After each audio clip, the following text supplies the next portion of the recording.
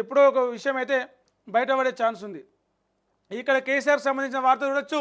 వెనక్కు తగ్గిన కేసీఆర్ ఒక ఎమ్మెల్సీ స్థానానికే పోటీ, అభ్యర్థిగా దాసోజు శ్రవణ్ పేరు ఖరారు. 2 స్థానాలకు పోటీ చేస్తారంటూ, అంటే ఒకటి ఆర్ఎస్పి, ఇంకోటి సత్యవతి రాథోడ్, ఇద్దరిని అభ్యర్థులుగా ప్రకటిస్తాడు.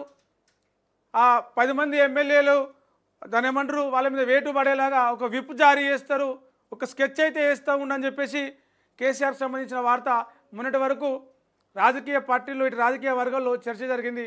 అయితే అందరూ అనుకున్నట్టుగా ఇప్పుడు ఊహించగలిగిన అయితే కేసీఆర్ ఎందుకు అవుతాడు? ఎవరు ఊహించకుండా, ఎవరు గెస్ చేయకుండా ప్లాన్ వేయడం, స్కెచ్ చేయడం, ఒక రాజకీయ పరిణితి, రాజకీయ చాణక్యం ప్రదర్శించడమే కేసీఆర్ ప్రత్యేకత కదా. అట్లనే అందరూ అనుకున్నారు 2 ఎమ్మెల్సీలకు పోటీ చేపిస్తాడు, ఈ పార్టీ మారిన ఎమ్మెల్యేలను ఇరుకున పెడతాడు, ఎట్నో అట్లా 5 ఎమ్మెల్సీలలో 2 ఎమ్మెల్సీలు బీఆర్ఎస్కు దక్కేలాగా ప్లాన్ చేస్తాడు కేసీఆర్ అని చెప్పేసి అనుకున్నారు. కానీ అందరూ ఊహించిన దానికి భిన్నంగా ఆయన ఒక అభ్యర్థినే ప్రకటించిండు.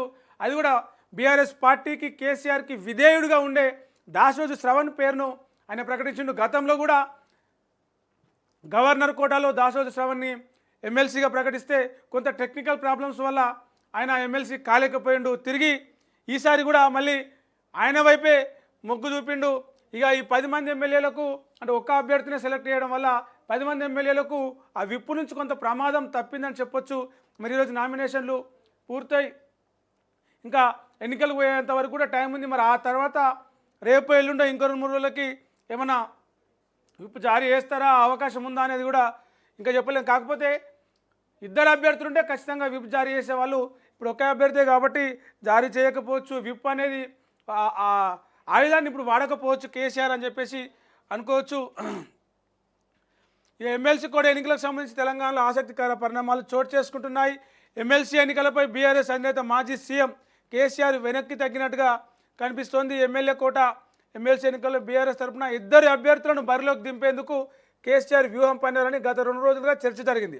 పార్టీ మారిన 10 మంది ఎమ్మెల్యేలపై ఓటింగ్ సందర్భంగా విప్ జారీ చేస్తారని, వారి పదవులకు ముప్పు ఖాయమని వార్తలు వచ్చాయి. అయితే ఒక్క స్థానానికి పోటీ చేయాలని కేసీఆర్ నిర్ణయించినట్టు తెలుస్తుంది. మొన్న 3 ఎమ్మెల్సీ స్థానాలు కూడా, ఎమ్మెల్సీ ఎన్నికలు కూడా బీఆర్ఎస్ పోటీలో లేదు. మరి ఇప్పుడు కూడా 2 ఉంటుందని అందరూ అనుకున్నారు. ఒకరినే పోటీలోకి నిలిపింది. ఈరోజు ఆయననే దాసోజు శ్రవణ్ ఈరోజు 11 గంటలకి నామినేషన్ కూడా వేయబోతూ ఉన్నారు. ఇక పార్టీ ఫిరాయించిన ఎమ్మెల్యేలు మినాయిస్తే 28 మంది ఎమ్మెల్యేల బలం బీఆర్ఎస్కు ఉంది. ఒక ఎమ్మెల్సీ స్థానం గెలవాలంటే 21 ఓట్లు కావాలి, ఎమ్మెల్యేల ఓట్లు. 28 మంది ఉన్నందున ఒక ఎమ్మెల్సీ అయితే పక్కా. ఇక మిగతా 21 కావాలంటే మొత్తం 38లా ఆ 10 మంది కలిస్తే ఇంకా అవసరం ఉంటుంది. కాబట్టి ఆ 10 మంది ఈ 7 17 అవుతుంది. ఇంకా 5-6 ఓట్లు కావాలి. కాబట్టి ఇక అవకాశం లేకపోవచ్చు. ఎందుకంటే బీజేపీ సైలెంట్గా ఉంటుంది, ఓట్లకు రాదు. ఎందుకంటే వాళ్ళకి ఎమ్మెల్సీకి సరిపడా సీట్లు లేవు. మరి బీఆర్ఎస్కు సపోర్ట్ చేస్తే కాంగ్రెస్ ఏదైతే ఆరోపిస్తుందో బీజేపీ బీఆర్ఎస్ ఒకటని అది నిజమవుతుంది. మరి అంటే ఎంఐఎం చూసుకుంటే ఎంఐఎం కాంగ్రెస్ పార్టీతో ఉంది. ఇక సిపిఐ ఒకటి ఉంటే ఆ ఒకటి కూడా వాళ్ళు కాంగ్రెస్ వాళ్ళు సీట్ ఇచ్చారు, వాళ్ళు మిత్రపక్షంగా ఉన్నారు. కాబట్టి సిపిఐ, కాంగ్రెస్, ఎంఐఎం 3 కూడా ఒకవైపు వెళ్ళిపోతాయి. ఇక మిగిలిన ఈ 28 మందిలో 21 పోతే ఇంకా 7 ఉంటాయి. మరి ఆ 10 మంది ఎమ్మెల్యేలు కనుక ఇటు ఓటేసినా కూడా ఇంకా 4 ఎమ్మెల్యేలు, 4 ఎమ్మెల్యేల ఓట్లు అయితే అవసరం ఉంటాయి. ఇట్లా కాకుండా ఒక స్వతంత్ర అభ్యర్థిని పోటీ చేయించి మిగిలిన 7 అక్కడ సపోర్ట్ చేయించి మరి ఆ 10 మంది ఎమ్మెల్యేలు ఆ స్వతంత్ర అభ్యర్థికి పోటీ చేస్తారా అనే వార్తలు కూడా వచ్చినాయి. కానీ అవన్నీ కూడా జరిగే అవకాశం అయితే లేదు. మరి సాయంత్రం వరకు నామినేషన్లు పూర్తయ్యే వరకు ఇంకేమైనా అవకాశం ఉంటుందా అనేది చూడాలి.